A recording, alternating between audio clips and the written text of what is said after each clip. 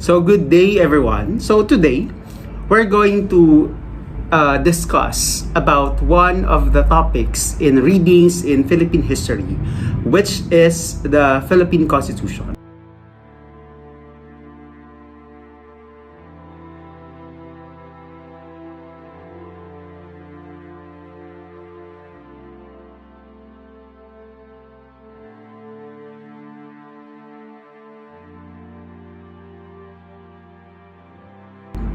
We're going to explain the importance and the rundown about the different constitutions that enacted and implemented in our country. But before that, let us first define the word constitution. So constitution, this is the foundation of the system of the government of our country, which is again the Philippines. This has also had a body of rules and principles in accordance with which the powers of sovereignty is exercised and implemented. Now, this is where you can see how the country is run and at the same time ruled by the leaders. And it gave a country a chance to be progressive and sustain on its own. Now, Philippines Constitution is also established powers of the government, and it would define, at the same time, it could limit and distribute powers and functions of the government. Now, what are the functions of our Constitution? Now, the Constitution serves as the supreme fundamental law. Again, the Constitution serves as the supreme fundamental law. It means that this establishes the basic framework and underlying principles of the government. This is the basic, this is the basis of making laws. Walang batas na pwedeng gawin na hindi tumutugma sa sinasabi ng Constitution.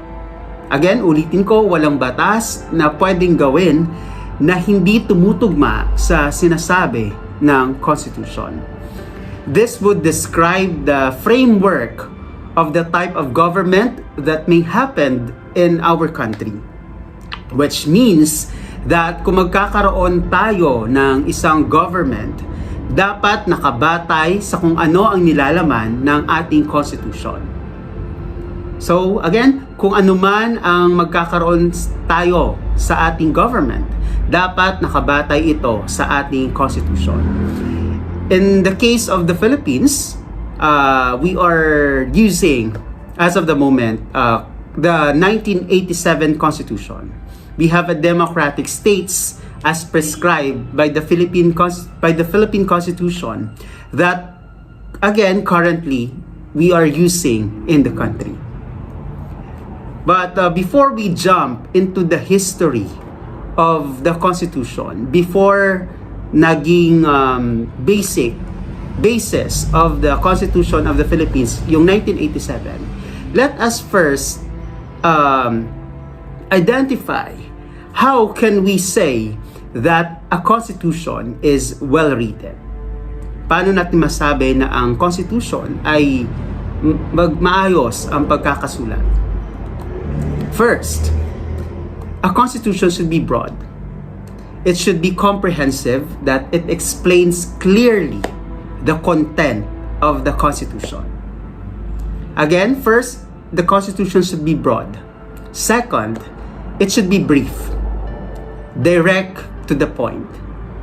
Third, the Constitution should be definite. If a Constitution is definite, it will help prevent misinterpretation of the people, to avoid different explanation, and everybody has a unified or absolute understanding of the Constitution. Then the fourth one, a Constitution should be flexible. The Constitution should not be too rigid to hinder the process of amendment when needed. And lastly, a Constitution should declare rights. A good Constitution must contain the fundamental rights of the people. So ulitin ko, How can we say that a constitution is well written? First, it should be broad, it should be brief, it should be definite, it should be flexible, and lastly, it should declare rights. Now, let's go to the evolution of the Philippine Constitution. Now, the first constitution was Biak na Bato Constitution. This was promulgated in 1897 as part of the Philippine Revolution of Emilio Aguinaldo. And this installed the Republic of Biak na Bato. This was prepared by Isabelo Artacho and Felix Ferrer. This was made on November 1897 and lasted for a month. It ended, natapos siya noong si Emilio Aguinaldo retreated and was again agreed to exile in Hong Kong. Next constitution is the Malolos Constitution. Now, this constitution was made after the independence of the Philippines. This is the first constitution written in Asia by the people's representative.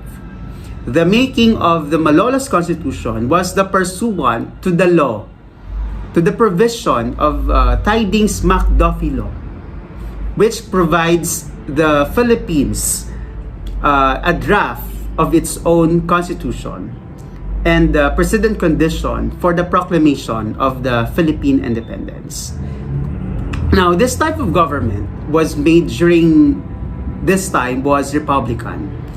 Sa pagpasok ng mga Amerikano dito sa Pilipinas, ipinatupad nila ang Philippine Organic Act of 1902 and Jones Law of 1916 para sa kanilang pamumuno dito sa Pilipinas. They made a government based on the approval of the Americans. Their functions as some sort of constitution were discussed between Filipinos and American officials.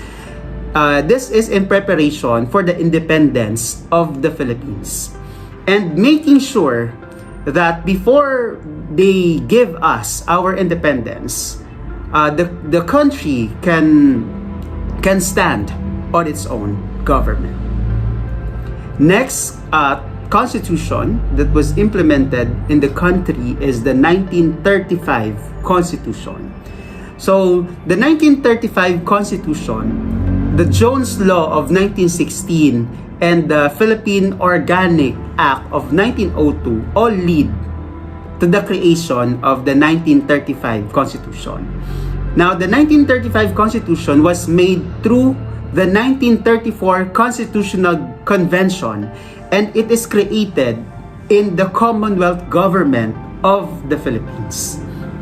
We all know that the president during the Commonwealth Government of the Philippines was Manuel L. Quezon. Now, the purpose of the 1935 Constitution is to prepare the Philippines for its eventual independence. But on 1940s, naganap ang World War II. And with that, the Japanese entered or conquered the Philippines. Next is we have the 1973 Constitution. It installed the Fourth Republic. Now, the Fourth Republic was under Marcos regime. The legislative department was merged to become a unicameral form.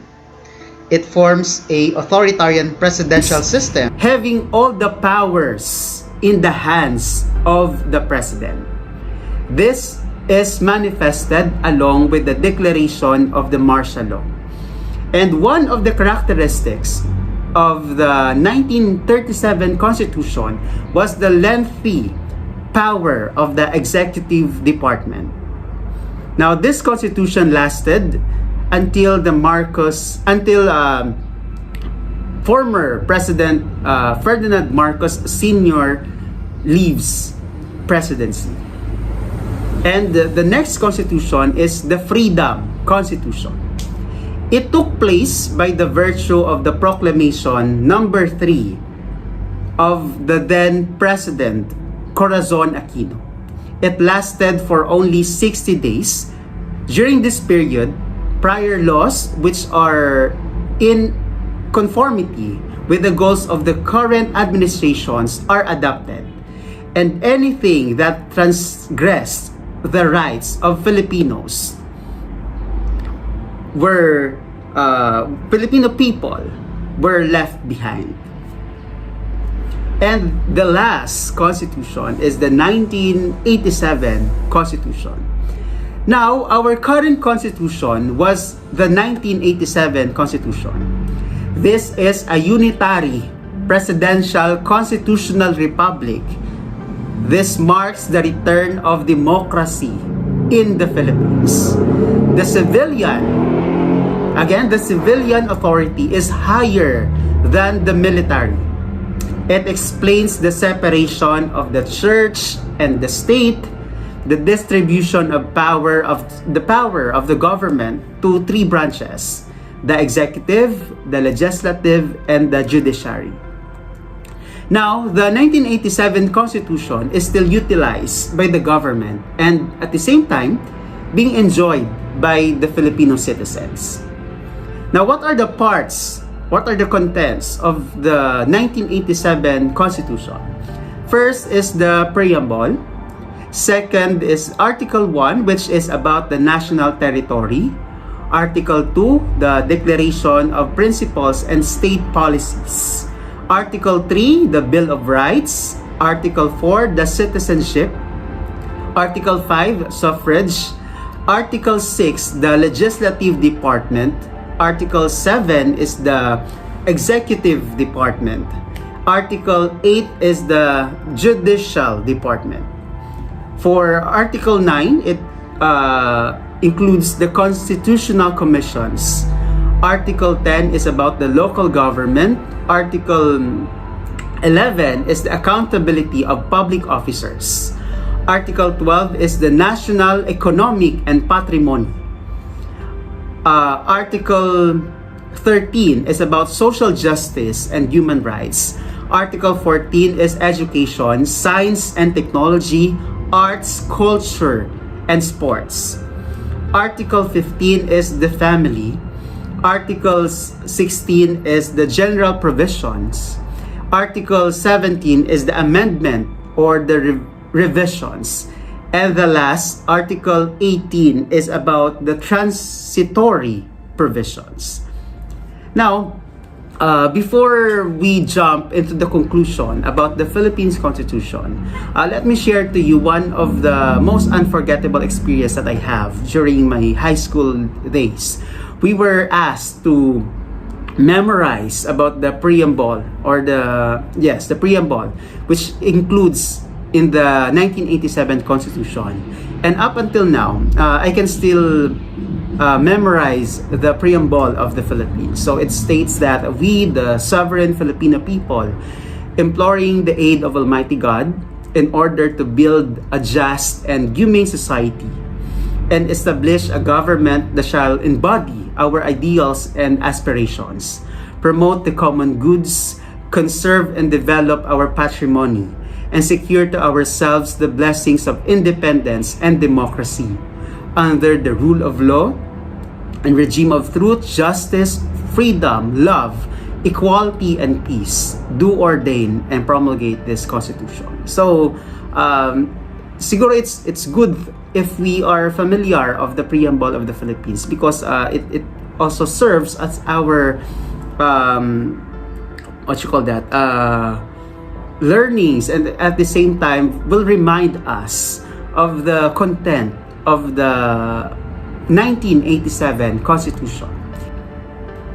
Now, a lot of issues that concerns charter change because of the desire of the government to have charter change through federalism as the new form of government.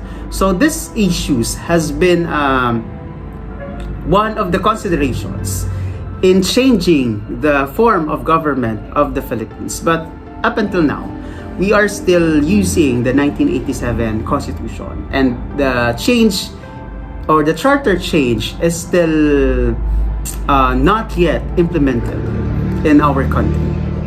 Now, class, what do you think is the importance of the Constitution? Sa tingin nyo, ano kaya ang importansya ng Constitution para sa ating mga Filipino, para sa ating mga citizens that lives in the Philippines? Now first, I think it is where we can appreciate the importance of freedom and sovereignty. The fact that we have a Constitution and it promotes democracy and freedom, it would also mean that we are a free country. Malaya tayong bansa, and we are free, and we lead our own country. Next, I think the importance of making of law and constitution. Isa sa mga importansya ng constitution is yung importansya ng paggawa ng law, ng batas at ng constitution. We need to see that the making and implementing of law needs a deeper understanding. Again, we need to see that the making and implementing of law needs a deeper understanding. And those that are competent enough should be involved in the government, especially the leaders who will be part of law-making bodies of the country. Now, after the discussion about the Philippine Constitution, its history, the functions of the government, the content of the 1987 Constitution of the country, I hope everybody gets to reflect and to learn something about this topic. So once again, I am Mr. Steve Michael Tagat saying God bless us all and keep safe.